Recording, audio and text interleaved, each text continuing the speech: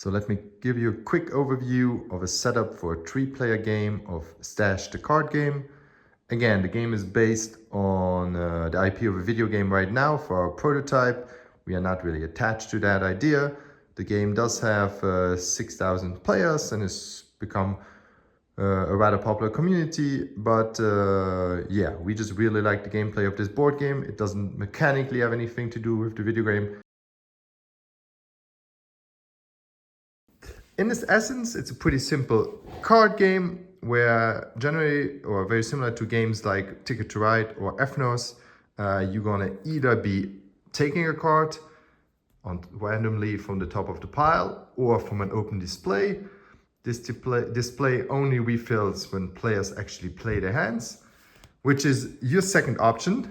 To play your hand, these cards have an attack value, and your combined attack need to match the health points of one of these heroes on either of those 6 boards. There are 6 colors in the game and 6 type of icons.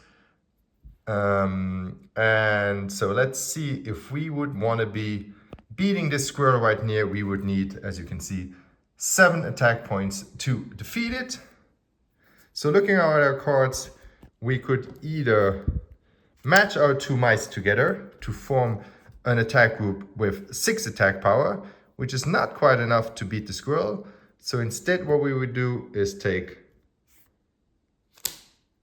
our little hippo, and luckily the 4 and the 3 will be exactly enough to beat the 7 health squirrel. So we would play these 2 cards, we would discard them away, and we would generally have to also then put the remaining cards into the open display. But because our mouse had the ability to keep X cards in our hands, where X is the number of cards we played, we are actually allowed to keep this card until the next round as well. We beat the squirrel, which would mean we would drag it down here to our player board, and we would be allowed to use this card at a later turn, add it to our hand. We are then allowed to step up 1 step on this, basically an area control board, to gain points and win the game. And then we would refill the hero spot with a new card to be defeated. And as you can see, the bear here has already a health pool of 14 hit points.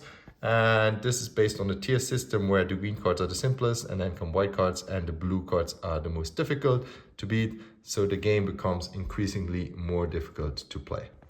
So that's kind of how it works. You match cards based on color or icons to go out and beat these creatures. And that's kind of where the game really distinguishes itself, because as you accumulate these heroes on your board, you are really going to be capable of making more powerful moves.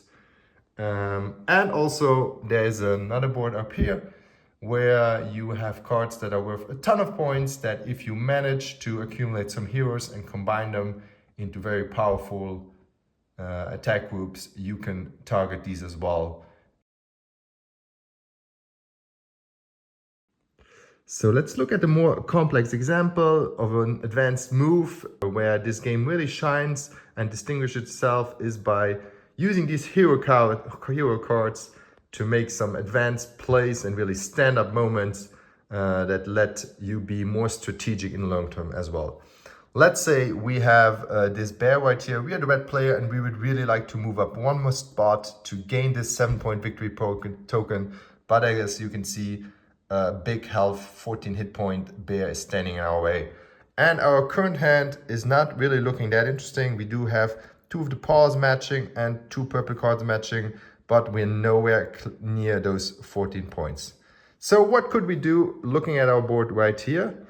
Well, first of all, we have the goat, which allows us to draw a card. So let's actually move that down, because up here I already saw we do have another beaver, which is another paw, which puts us up to 9 already. Then we do have another panda, and he's also a paw. But before we pick him up, we'd want to use his ability, which allows us to play a second pack before discarding. So let's actually play our purple cards.